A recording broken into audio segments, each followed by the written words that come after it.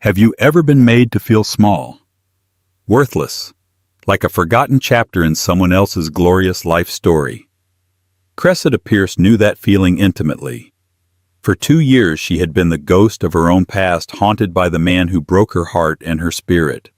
Her ex-husband Lennox was a master of public image, and he had painted her as the drab, uninspired wife he had to shed to find his true, glittering life. Tonight he planned to deliver the final crushing blow, parading his new perfect wife in front of her at the city's most exclusive gala. But he never imagined that the woman he threw away had been secretly rebuilding herself in the shadows, and that her new life was about to intersect with a world of power so immense it would make his entire existence look like a child's sandcastle before a tidal wave. Stay tuned, because this isn't just a story of revenge. It's a story of resurrection. The invitation arrived on a Tuesday, nestled between a utility bill and a flyer for a discount pizza parlor. It was an anomaly in the landscape of Cressida Pierce's new life, a relic from a world she no longer belonged to. The cardstock was thick, creamy, and impossibly heavy, the kind of paper that whispered of old money and unspoken influence. Engraved in sweeping gold calligraphy were the words, "The St. Jude Children's Foundation Annual Charity Gala." Cressida's breath caught in her throat. Her fingers, stained with a faint trace of turpentine from her work, trembled as she traced the familiar crest at the top. This gala. This was their gala, hers and Lennox's. For 5 consecutive years, it had been the pinnacle of their social calendar. It was the night Lennox Caldwell, rising star in the world of corporate finance, solidified his connections, laughed with the city's elite, and showcased his beautiful, elegant wife. Cressida had played her part perfectly, a graceful accessory in the gilded cage of their marriage. She had chosen the gowns, networked with the wives of his superiors, and smiled until her face ached, all to fuel the ascent of the man she loved. Now, holding the invitation in her small, quiet apartment, a space that was hers and hers alone, paid for with the sweat of her own brow, the memories felt like an assault. The scent of Lennox's ridiculously expensive cologne, the cold weight of the diamond necklace he'd once called her reward for a successful quarter, the low dismissive tone he used when she dared to mention her own dreams. "Art restoration, Kathy, be serious," he'd scoffed one evening, swirling a glass of scotch that cost more than her monthly groceries did now. "It's a dusty, pointless hobby. Your job is to support me. Our future is in this boardroom, not some grimy workshop." He had whittled her down piece by piece until her passion for bringing history back to life was nothing more than a secret shame she indulged in when he was away on business trips. Then came the ultimate betrayal. Brittany, a 24-year-old influencer whose entire life was a curated collection of brand deals and vapid, inspirational quotes. Lennox hadn't even had the decency to be discreet. He'd left Cressida with a sterile email from his lawyer and a gnawing emptiness that felt like a physical wound. The divorce had been swift and brutal. He had the better lawyers, the public sympathy he'd manufactured, and the social standing. He took the house, the friends, the life they had built. Cressida was left with a modest settlement that barely covered 6 months of rent and the crushing weight of her own perceived failure. So why, after 2 years of silence, was this invitation here? She scanned the card again, and her heart sank. At the bottom, in smaller print, featuring the unveiling of a restored Renaissance masterpiece, The Veiled Madonna, courtesy of a private benefactor. Her piece. Her Madonna. For the last 18 months, Cressida had poured her soul into that painting. After the divorce, she'd taken what little she had and started a small, one-woman restoration business, Pierce Restoration. She worked out of a cramped studio, taking on small, forgotten pieces from antique shops and minor collectors. It was painstaking, anonymous work. Then, 6 months ago, an inquiry had come through a secure portal from a law firm representing an anonymous client. They had a damaged 16th-century masterpiece and were looking for a restorer with a delicate touch, someone who valued authenticity over speed. They had seen her work on a minor Florentine piece and were impressed. The pay was astronomical enough to secure her business for years. But it was more than that. Working on the Veiled Madonna had been a spiritual journey.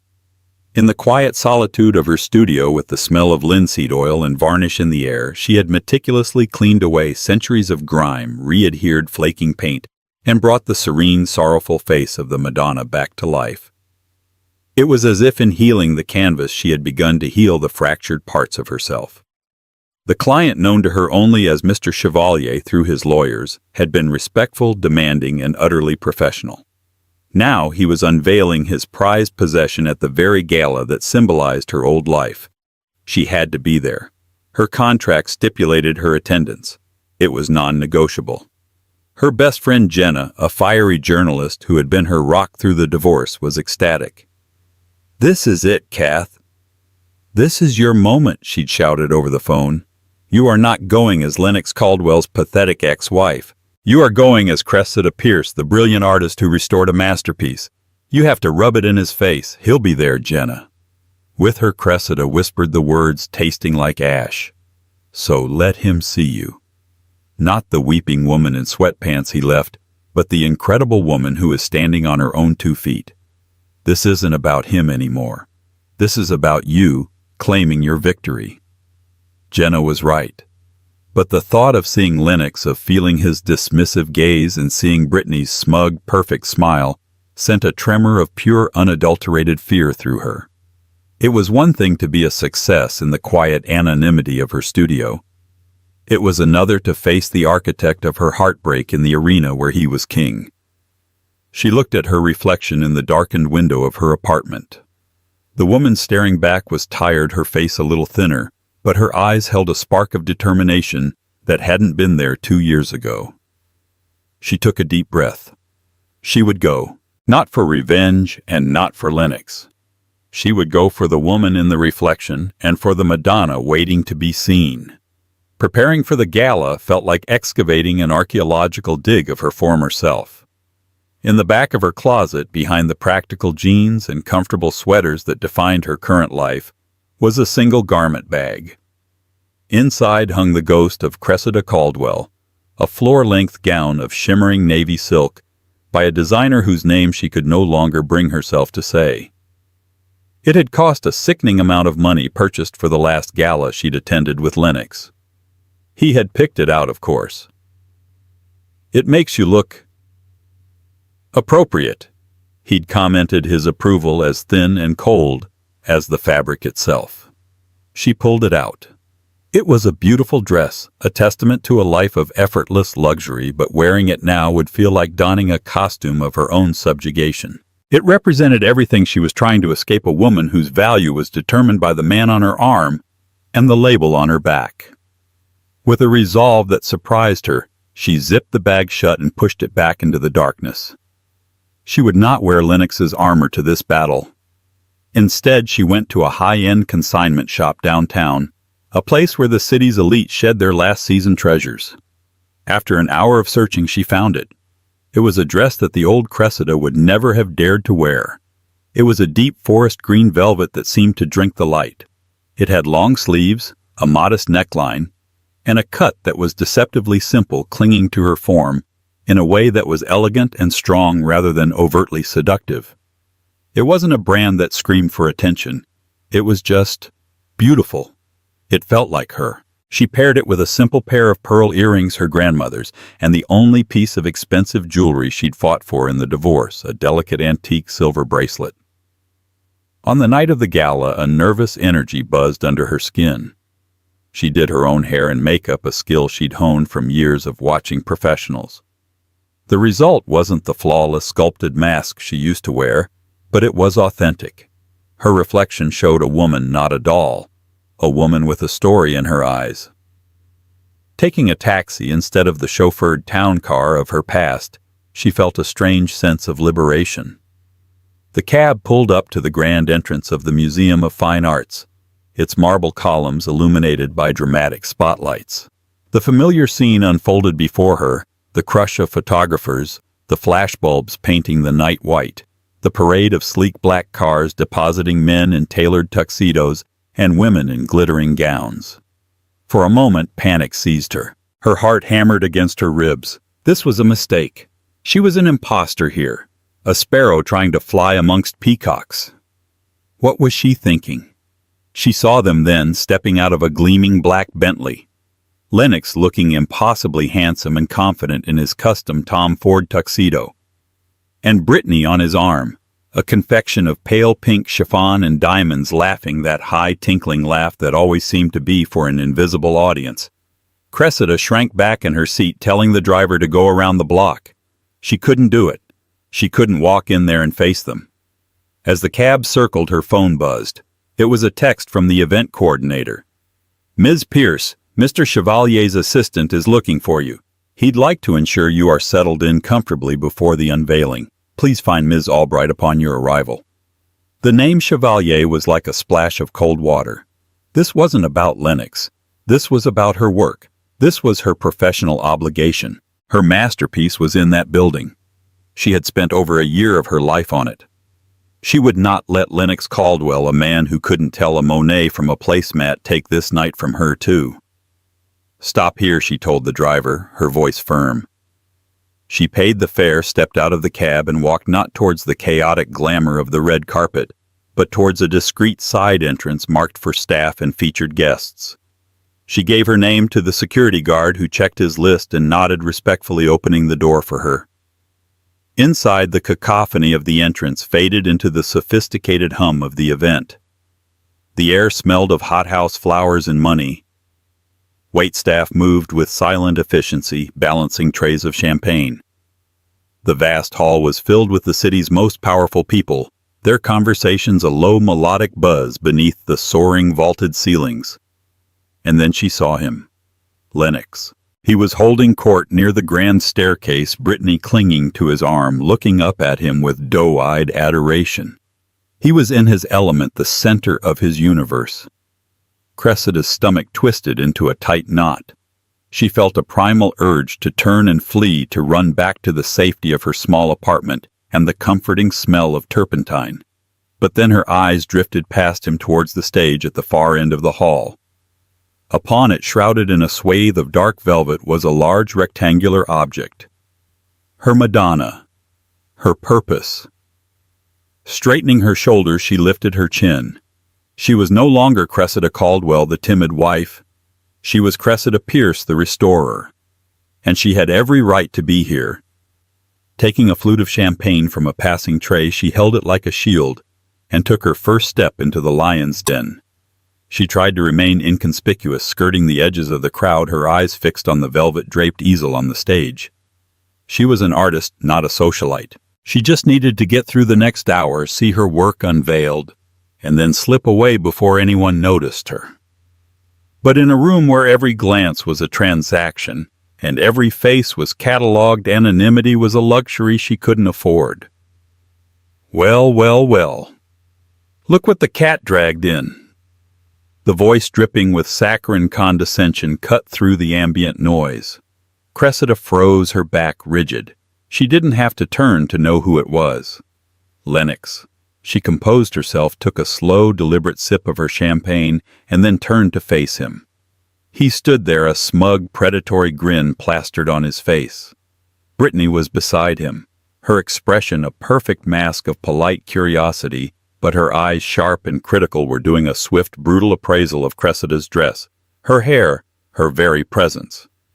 "Lennox," Cressida said, her voice surprisingly steady. "Brittany, you both look well." "We are," Lennox said, his eyes raking over her. He took in the simple velvet dress, the lack of ostentatious jewelry. His grin widened.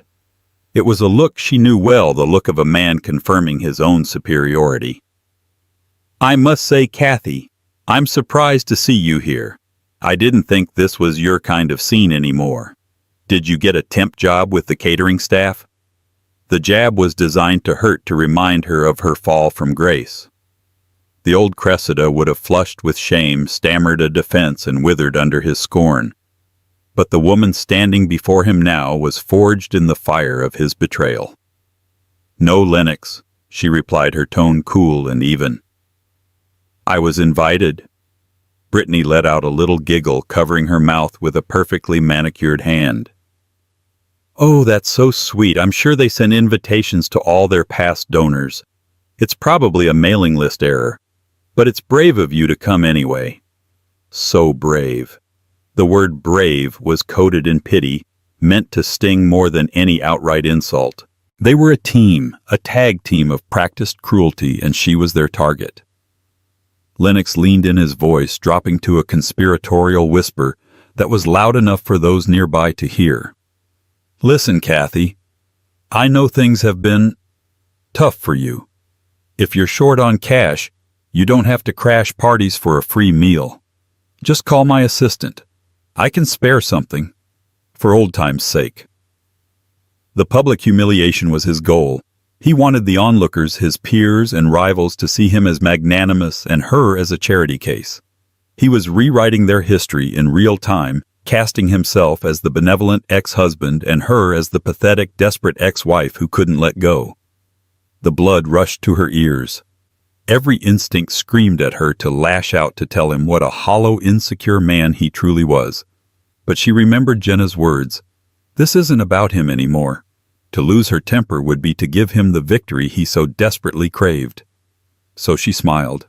It was a small, enigmatic smile that didn't quite reach her eyes. That's very generous of you to offer, Lennox, but I'm doing just fine.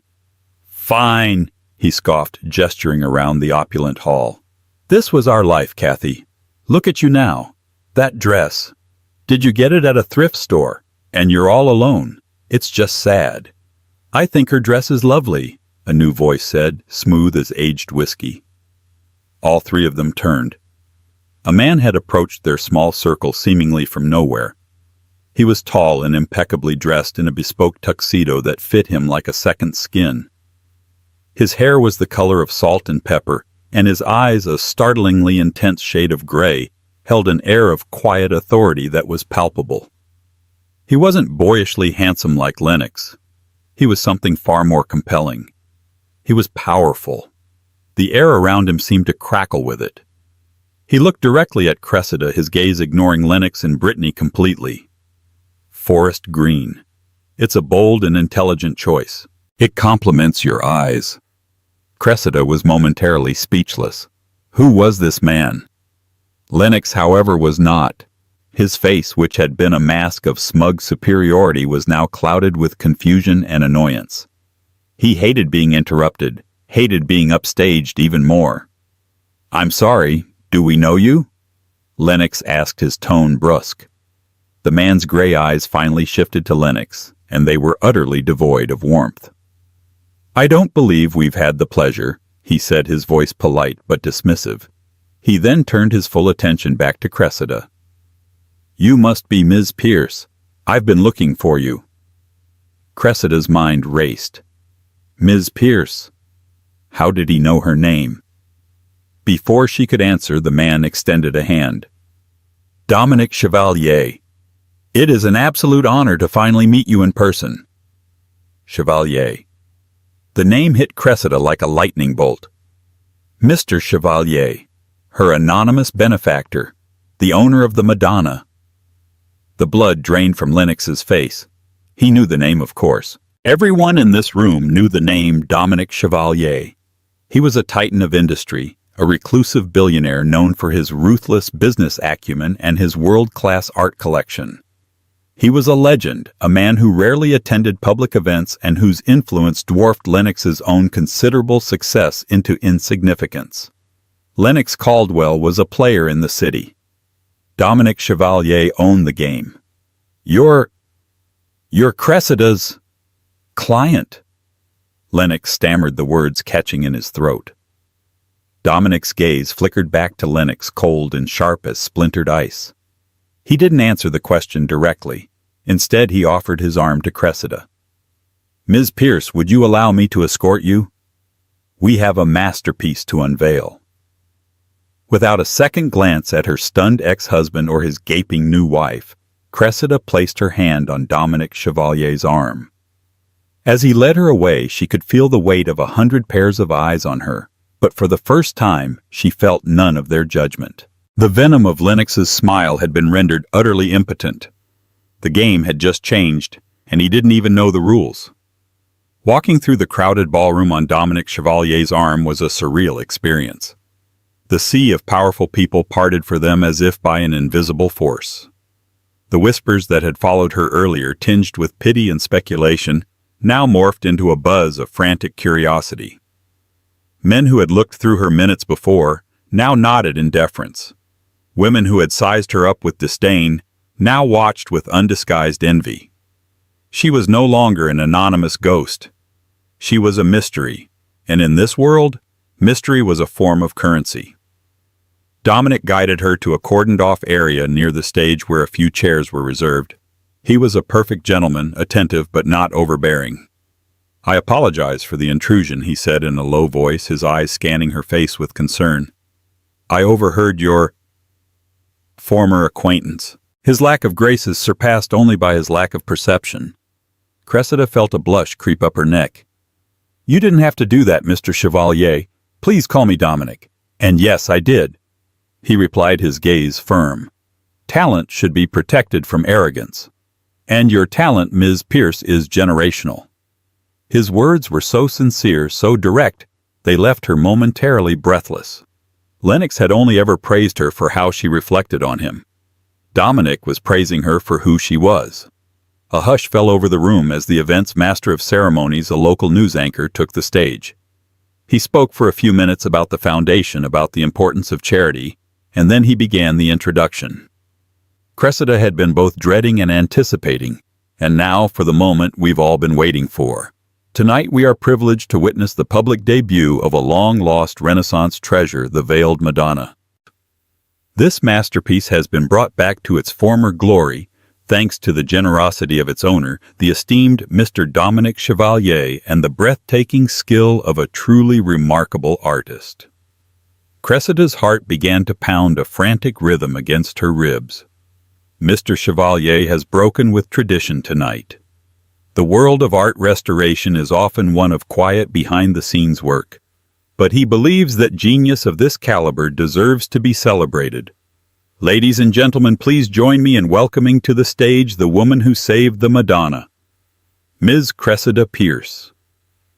A polite, then growingly enthusiastic round of applause filled the hall. A spotlight found her. For a terrifying second she was frozen, pinned by the light and the attention of hundreds of people. She felt Dominic's hand give her a gentle, reassuring squeeze on her arm. "Go on," he murmured. "Take your bow. You've earned it." She walked up the small set of stairs to the stage, her legs feeling like they were made of jelly. The light was blinding, and she could only see the first few rows of faces. And there in the front row, where the most important donors were seated, was Lennox. His face was a mask of utter uncomprehending shock. Brittany sat beside him, her jaw practically on the floor, her perfectly applied lipstick forming a small O of disbelief. They had thought she was a caterer, a charity case, and now she was the guest of honor. The whiplash of it was written all over their faces. The MC gestured to her. "Ms. Pierce, would you do us the honor?" With trembling hands, Cressida walked over to the velvet-draped easel. She took hold of the heavy fabric. This was it. This was not for them. This was for her. She pulled the velvet away. A collective gasp swept through the audience. There, under the warm glow of the stage lights, was the Veiled Madonna. The painting was luminous. Cressida had not just cleaned it, she had resurrected it. The Madonna's face, once obscured by centuries of yellowed varnish and grime, now radiated a serene, heartbreaking beauty. The sorrow in her eyes was palpable, yet it was imbued with a profound sense of grace and resilience. The deep blues of her robe were vibrant. The delicate gold leaf of her halo shimmered with an inner light. It wasn't just a restored painting. It was a soul laid bare on canvas. For a long moment the room was utterly silent, captivated by the image. Then the applause started. It wasn't the polite clapping from before. It was a thunderous, rolling ovation. It was a genuine, awe-inspired acknowledgement of the beauty they were witnessing. Cressida stood beside her, work, tears welling in her eyes. This was the validation she had craved for years. Not from a man, not from society, but from her own craft. It was the public declaration that the passion Lennox had dismissed as a dusty hobby was in fact a rare and powerful gift. From the front row she watched Lennox. He was clapping, but it was a mechanical, empty gesture. His eyes were wide, darting from the painting to Cressida and back again. The cogs were turning in his brain, the world reconfiguring itself around a truth he couldn't possibly comprehend. He had thrown away a diamond, believing it to be a common stone. And now he was watching it glitter in a setting so far beyond his reach, it might as well have been a star in the night sky. The smug confidence had evaporated, replaced by the pale dawning horror of a monumental miscalculation. As the ovation began to subside, Dominic Chevalier ascended the stage. He moved with an unhurried grace that commanded attention without demanding it. He didn't just walk. He occupied space. The audience quieted instantly, eager to hear from the reclusive billionaire. He stood beside Cressida, though he didn't address the audience at first. He simply looked at the painting, his expression one of profound reverence. "Extraordinary," he murmured, his voice just for her. "Even more so than in your studio." Then he turned to the microphone. "Thank you all." He began, his voice a rich baritone that filled the hall effortlessly. "Tonight is about supporting the vital work of the St. Jude Foundation, and I thank you for your generosity. But it is also about celebrating the preservation of beauty and history." He gestured towards the painting. "I acquired the Veiled Madonna a year ago. It was in a deplorable state, neglected, damaged, its soul hidden beneath layers of decay. Many experts told me it was a lost cause. They suggested a team of restorers, famous names from famous institutions who would take years and charge a fortune to do what they called a salvage job." He paused, his gray eyes sweeping across the room, finally landing for a fraction of a second on Lennox Caldwell. "But I wasn't looking for a salvage job. I was looking for a resurrection. I was looking for a single artist with not just the skill, but the empathy, the soul to understand what this painting needed.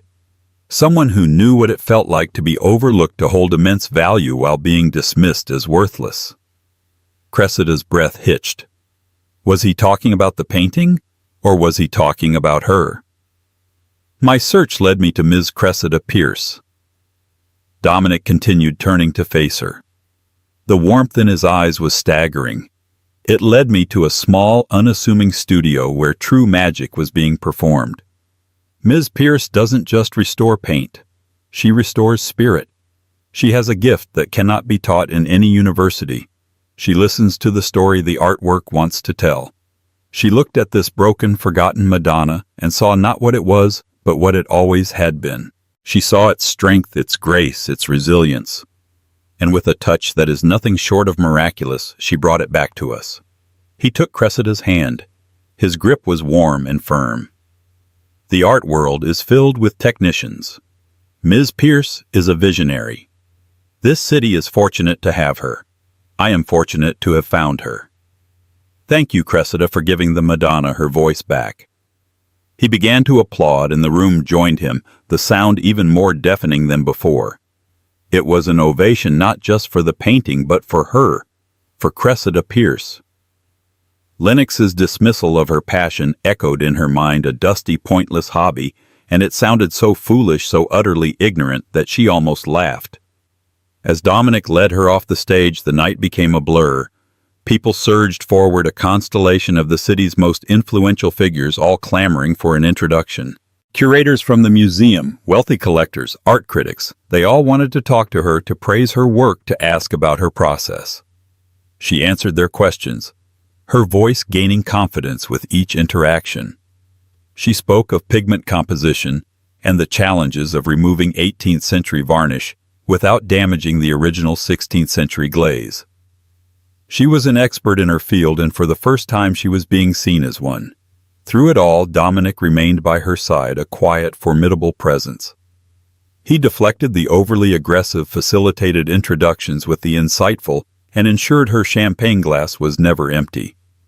She caught a glimpse of Lennox across the room. He was standing alone, Brittany having been absorbed by a gaggle of other young, beautiful wives.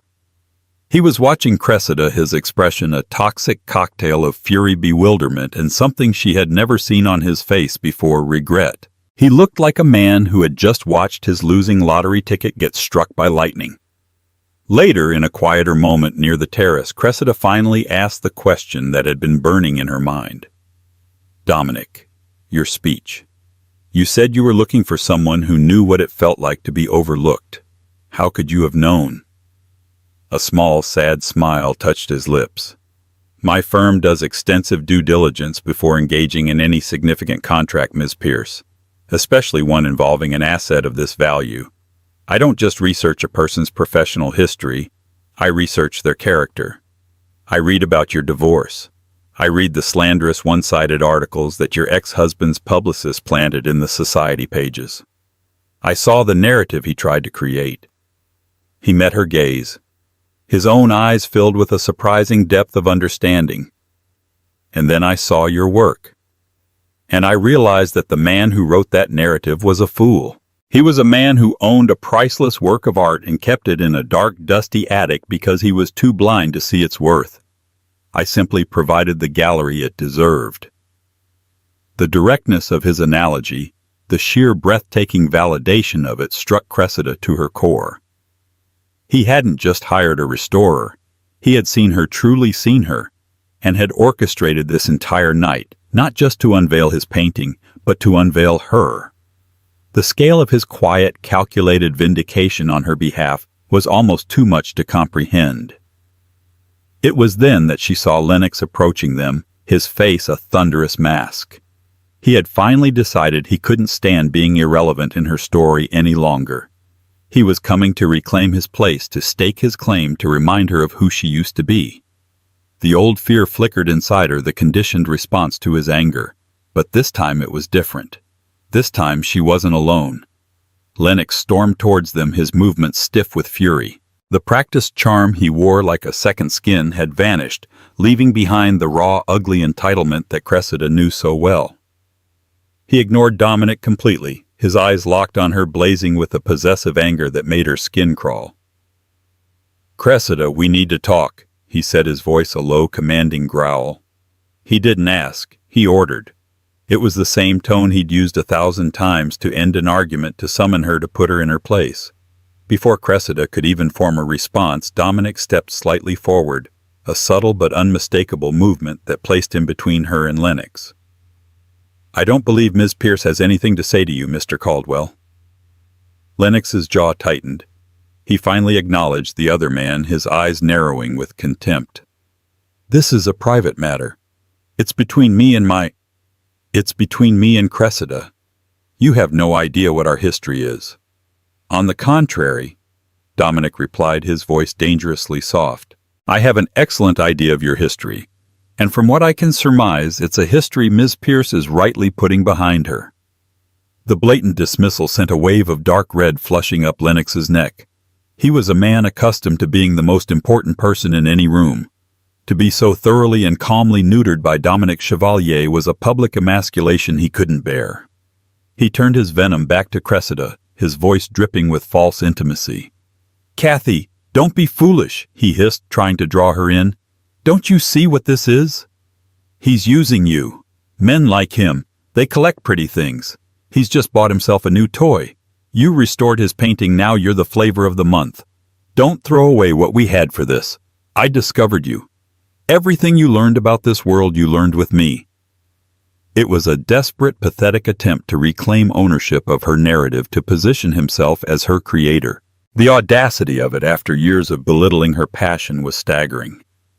Cressida felt a cold, clear anger rise within her, silencing the last vestiges of her fear. "You didn't discover me, Lennox," she said, her voice ringing with a clarity that surprised even herself. "You tried to bury me." The truth of her words hung in the air between them, sharp and undeniable. Lennox's face contorted a mixture of rage and desperation. He was losing control, losing the audience, losing the last shred of power he had over her. He reached out his hand, grasping for her arm. "Cressida, stop this nonsense," and he never finished the sentence. In one smooth, deliberate motion, Dominic moved. He didn't push Lennox. He didn't raise his voice. He simply turned to Cressida, his intense gray eyes searching hers. He saw the flicker of old fear she was trying to fight, He saw the new strength warring with years of conditioning, and in that moment he made a decision. He cupped her face in his hands, his touch surprisingly gentle. The noisy gala seemed to fade into a distant hum. The world narrowed to the space between them. "You are a masterpiece, Cressida Pierce," he whispered, his voice for her alone. "Never let anyone convince you otherwise." And then he kissed her. It wasn't a kiss of fiery romantic passion. It was something far more profound. It was a kiss of respect, of protection, of unwavering support. It was a silent public declaration. It said, "She is with me. She is valued. She is off limits." It was a shield and a coronation all in one. For Cressida, it was a moment of absolute stillness. The warmth of his lips was a startling grounding reality. It was the antithesis of Lennox's cold transactional affection. This was a kiss that gave rather than took, and across from them, Lennox froze. It was a total system failure. His body went rigid. His hand, which had been reaching for Cressida, dropped to his side as if it had been severed. His mouth hung slightly open. His eyes, wide with disbelief, were locked on the sight of Dominic Chevalier, the most powerful man in the room, kissing the ex-wife he had just tried to humiliate. The world around Lennox didn't just stop. It shattered. Every calculation he had ever made about his life, his status, and his ex-wife was rendered spectacularly, catastrophically wrong. The narrative he controlled so carefully had been hijacked and rewritten in a single silent gesture. He wasn't the powerful man benevolently pitying his pathetic ex. He was the fool. The colossal blind fool who had thrown away a treasure that was now being claimed by a king. The flash of a photographer's camera from across the room broke the spell. The pop of light illuminated Lennox's face, capturing his expression of pure, unadulterated shock for posterity. The blood drained from his face, replaced by a sickly pale gray. He looked from Cressida to Dominic and back again, his mind frantically trying to process the new reality. He was no longer the main character in this story. He was a footnote. The kiss ended. Dominic didn't release her immediately, keeping his hands on her arms, as if to steady her. He looked down at her, a question in his eyes. Cressida gave him the smallest of nods, a silent thank you. When she finally looked back at her ex-husband, she felt nothing. No triumph, no pity, not even anger. He was just a man, small and insignificant, frozen in the wreckage of his own arrogance. The hold he'd had on her for more than a decade was well and truly broken. The aftermath of the kiss was not a loud explosion, but a seismic shift that altered the room's social landscape in a single silent moment. The collective gasp had been replaced by a frantic electric hum of whispers. Phones previously hidden were now held at discreet angles, capturing the tableau, Dominic protective and resolute beside Cressida. Cressida stunned but steady, and Lennox a statue carved from rage and disbelief. He was the epicenter of the shockwave, and the crowd, like animals sensing a predator's weakness, began to pull away from him. Alliances built over years of sycophantic handshakes and boisterous backslapping evaporated in seconds. Brittany, who had just returned to his side, saw it all. Her face, a carefully constructed mask of youthful beauty, crumbled. She looked at Lennox not with love or concern, but with the cold horror of a stockholder watching her portfolio turn to ash. "Lennox," she hissed, her voice a venomous whisper meant only for him. "Do something. Everyone is staring." But Lennox couldn't move. He was trapped in the Klieg light of his own public demolition. His mind, usually so quick with a cutting remark or a dismissive sneer, was a blank slate of white-hot fury. He had been outplayed in a game he didn't even know he was playing. The first flash of a professional camera from a society columnist near the entrance broke his paralysis. It was a predatory sound, the click of the shutter like a vulture snapping its beak. That was the signal. Their night was over. Their reign was over. "We're leaving," he snarled, finally looking at Brittany. He grabbed her elbow, his grip far from the gentle possessive hold he usually displayed. It was angry and bruising. "Now!" He didn't spare another glance for Cressida. To look at her again would be to acknowledge the full catastrophic scale of his misjudgment, and his ego couldn't withstand that. He bulldozed his way through the crowd, dragging a stumbling Brittany behind him. Their exit was not the grand stately departure of a power couple, but the hasty, shameful retreat of the utterly defeated. Cressida watched them go, but she felt a strange, disconnected calm. The maelstrom of drama felt like it was happening behind a thick pane of glass. Dominic's hand on the small of her back was a warm, grounding presence, an anchor in the swirling currents of gossip. "Let's get some air," he said, his voice a low murmur against the rising chatter. He expertly guided her away from the center of the room, his body acting as a subtle shield against the curious stares and pointing fingers. The path he chose was not towards the main exit, but through a side door she hadn't noticed, which led to a long, quiet gallery hall. The noise of the gala faded behind them, replaced by the reverent silence of the museum at night. They walked past sleeping portraits and shadowed sculptures, the only sound the soft tap of her heels on the polished marble floor. Finally, he pushed open a set of heavy glass doors and they stepped out onto a private terrace. The cool night air was a blessing, washing over Cressida and clearing the last lingering traces of the ballroom's cloying atmosphere. Below them, the city sprawled out a breathtaking tapestry of glittering lights and dark, snaking streets. It was the same view she had seen from Lennox's penthouse for years, but from here it felt different. It wasn't a kingdom to be conquered. It was a world of infinite possibility. "Are you all right?" Dominic asked again, his voice gentle as he came to stand beside her at the stone balustrade. Cressida took a deep, shuddering breath and let it out slowly. "I am," she said, the words feeling truer and more profound than she could have imagined.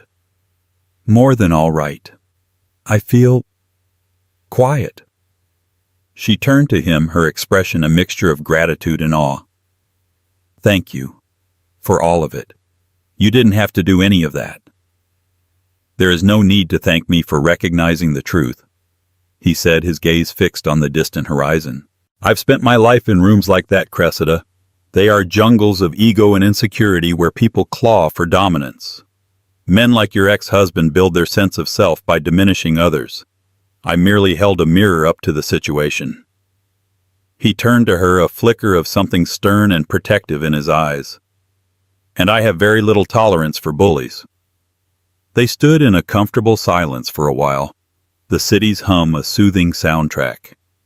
"You know," Cressida mused, her voice soft and thoughtful, "the most infuriating part is that he will probably convince himself that I did all of this for him. For revenge. To make him jealous. He'll make it part of his story with him as the tragic hero." Dominic's expression was unreadable. Does it matter what he thinks? The question, so simple and direct, struck her with the force of a revelation. For years, Lennox's opinion had been the sun her entire world orbited. His approval was warmth and life. His disapproval was a freezing, desolate winter. The thought of his judgment had dictated her clothes, her friends, her ambitions, her very sense of self.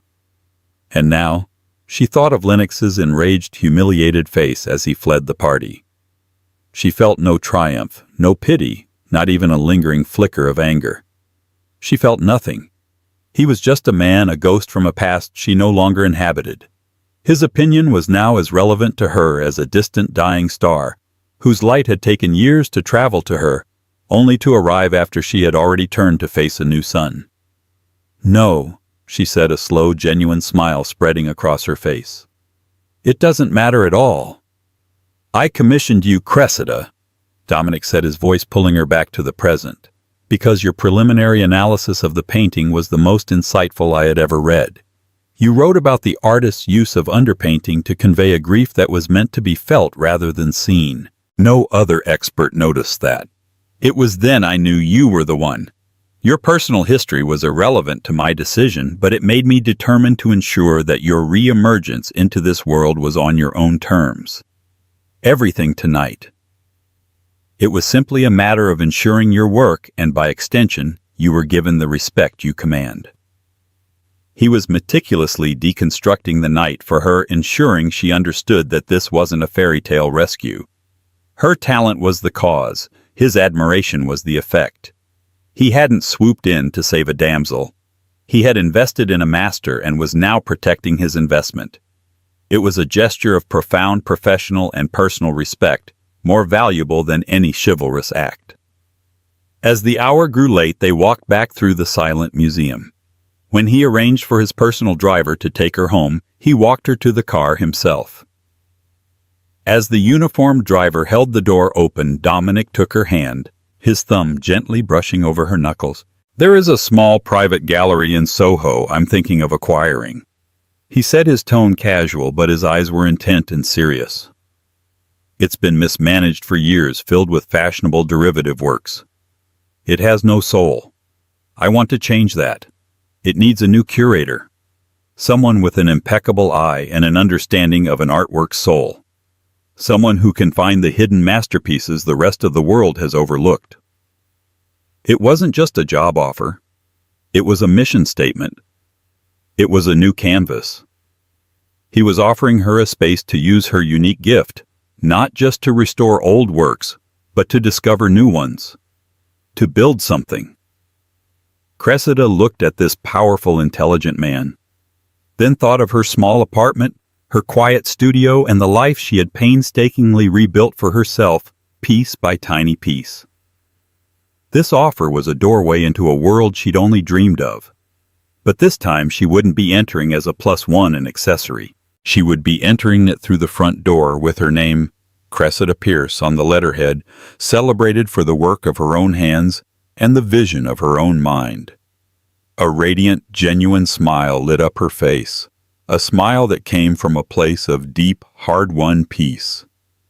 "I think," she said, her voice full of a hope and excitement she hadn't felt in years, "that I would be very interested in hearing more."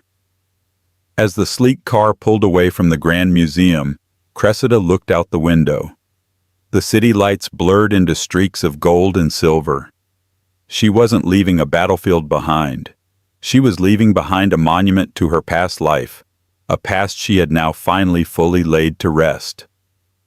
The road ahead was unknown, an unpainted canvas waiting for its first stroke. But for the first time in a very long time, she was holding the brush. Cressida's story isn't just about a woman finding a new man. It's about a woman finding herself again. It's a powerful reminder that our worth is not defined by who we are with, but by who we are. She walked into that gala as a ghost of someone else's past, but she walked out as the architect of her own future. Her victory wasn't in Lennox's humiliation, but in her own quiet, unshakable self-worth, a value that was finally recognized by someone who could see the masterpiece underneath the grime. This story proves that the greatest comebacks are not loud and vengeful, but are built stroke by stroke in the quiet dedication to our own passions and our own truth. What did you think of Cressida's incredible transformation? Have you ever had a moment where you realized your own strength after being underestimated? Let us know in the comments below. If her story of resilience and empowerment inspired you, please hit that like button, share this video with someone who needs to hear it, and don't forget to subscribe to our channel for more unforgettable stories of triumph.